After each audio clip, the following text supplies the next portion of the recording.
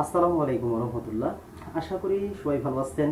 আজকের এই ভিডিওতে একটু অন্যরকম ধারণা দেওয়ার চেষ্টা করব আপনাদেরকে। এই যে আমার হাতে যে একটা জিনিস দেখতেছেন, এটার নাম হলো সিলিন্ডার।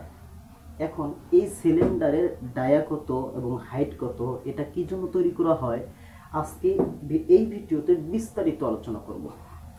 এই যে ইয়াটা দেখতেছেন, এই সিলিন্ডারটা দেখতেছেন, এই সিলিন্ডারের ডায়া হলো 100 এবং হাইট হলো আপনার 200। এখন আপনারা আমাকে প্রশ্ন করতে পারেন এটার কাজ কি, এটা কি জন্য করা হয়েছে। এটা করা হয়েছে একমাত্র এর একটা কম্প্রেসিভ স্ট্রেংথ আছে, এটা যাচাই করার জন্যই মূলত আমাদের এটা টেস্ট করা হয়।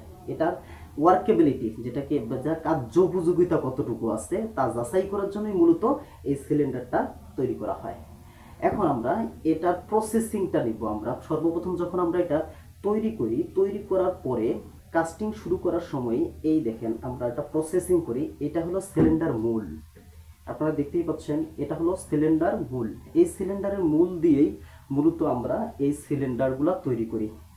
আপনার হাতেই দিকে এই সিলিন্ডারগুলো তৈরি করি, এই সিলিন্ডারগুলো, এটা সিলিন্ডার মূল। এই সিলিন্ডার মূল থেকে আমরা এই সিলিন্ডারগুলো তৈরি করে থাকি। তৈরি করার পর এটারও সেম আপনার ফর্মা, যেহেতু এটাকে বলা হয়, এই মূলের ডায়া হলো আপনার 100 এবং এর হাইট যে আছে, এই যে হাইটটা, এই হাইটটা আছে 200। আর এবং এই যে থিকনেসটা দেখতেছেন, এই থিকনেসটা আছে 5 মিলি 6 মিলি পর্যন্ত।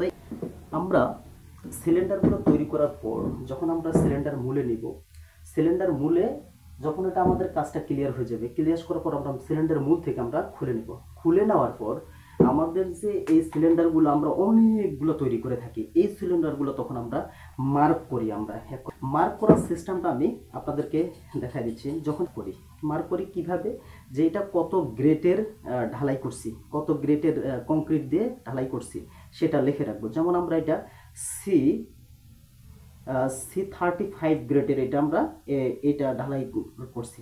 এখন আমরা এটা কোন পারপাসে ব্যবহার করছি, অনেকগুলো পার্ট আছে। এই পার্টের মধ্যে আমরা এটা ড্যাক স্ল্যাব কাস্টিং এর ক্ষেত্রে এটা ব্যবহার করে থাকছি। এই গ্রেড এটা ড্যাক স্ল্যাব, আমরা এখানে লিখে রাখবো ড্যাক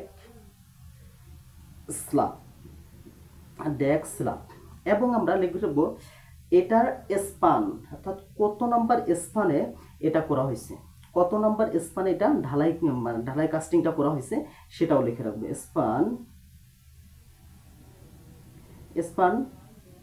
আপনাকে একটা বিষয় মনে রাখতে হবে, যখন আপনি এই সিলিন্ডারটা তৈরি করবেন, এই তৈরি করার সময় তার কত গ্রেডের এটা লিখে রাখবেন এবং কি পারপাসে এটা ঢালাই করা হয়েছে সেটা লিখে রাখবেন, এবং কত নাম্বার স্পান সেটাও লিখে রাখবেন, এবং কত তারিখ ঢালাই করা হয়েছে সেটাও লিখে রাখতে হবে আপনাকে।